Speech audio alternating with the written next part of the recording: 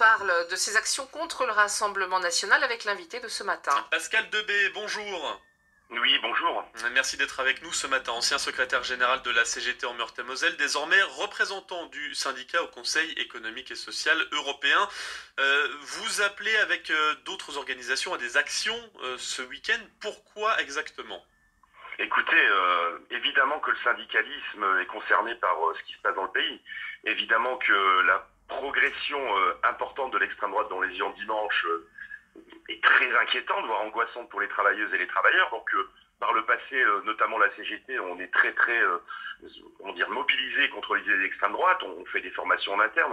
On a alerté les travailleurs et nos syndiqués depuis de longues années. Et donc, on ne peut pas rester observateur dans cette séquence politique. Donc, évidemment, samedi, mais aussi les 2 semaines qui arrivent, il y aura d'autres mobilisations avec d'autres organisations syndicales. Je pense à la CFDT, je pense à la FSU.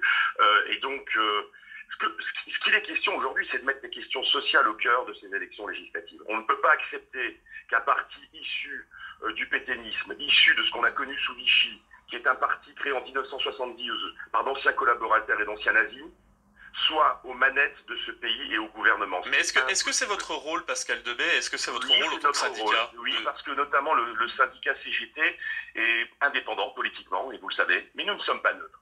Or, un parti d'extrême droite qui prend les rênes d'un pays, on voit ce que ça donne. En Argentine, c'est la catastrophe. Aujourd'hui, la moitié de la population est sous le seuil de la pauvreté. Ils brisent les droits sociaux. En Italie, ils sont en train de dégrader les droits des travailleurs. En Finlande, les Finlandais, d'ailleurs, ce week-end, ont bien compris que, y compris l'extrême droite, quand elle est au gouvernement, elle met en place des politiques d'austérité et elle met en place des décisions qui vont à l'encontre des intérêts des salariés. Parce que c'est bien beau de dire on les a jamais essayés. Les 89 députés du Rassemblement national, ils ont voté contre la hausse du salaire minimum. Ça, je pense que les auditrices et les auditeurs, ils doivent le comprendre. Ils ont voté contre la hausse des pensions des retraités. Ils ont voté contre le nombre de places d'hébergement d'urgence en hausse pour les sans-abri.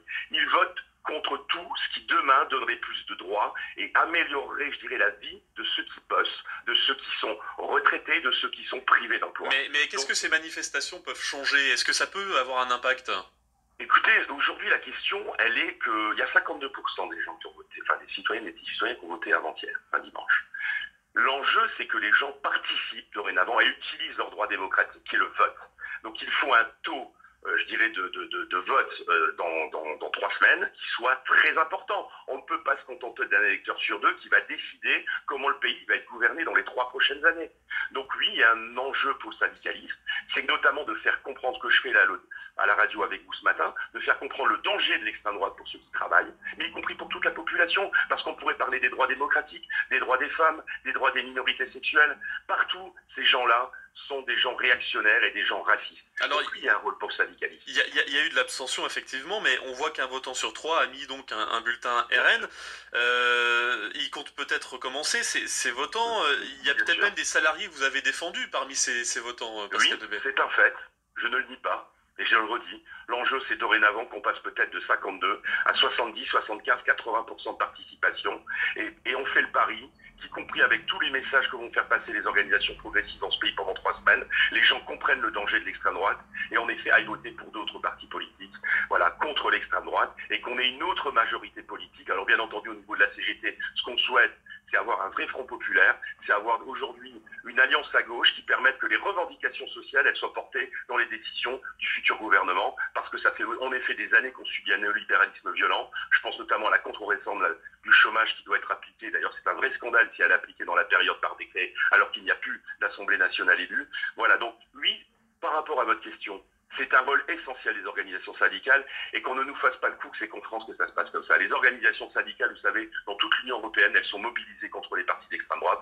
Je pense à nos camarades allemands qui subissent une hausse importante de néo-nazis de l'AfD. Je pense à notre camarade de la CGIL qui en Italie subissent les foudres de Giorgia Meloni et de ses alliés. Donc oui, c'est une question importante pour les organisations syndicales, parce que les droits des travailleurs, ils doivent être portés au plus haut et au gouvernement. Or, l'extrême droite, ça c'est l'ennemi mortel des travailleurs, et on va subir des conséquences désastreuses, notamment je pense aux jeunes qui se mobilisent, et ils ont raison, il faut se mobiliser, il faut vraiment que quelque chose se lève dans le pays et qu'il y ait une compréhension générale qu'il faut aller voter contre l'extrême droite, et il faut en effet d'autres choix socio-économiques à l'issue des scrutins législatifs dans les semaines qui arrivent. Merci beaucoup Pascal Debay, samedi 10h donc, manifestation.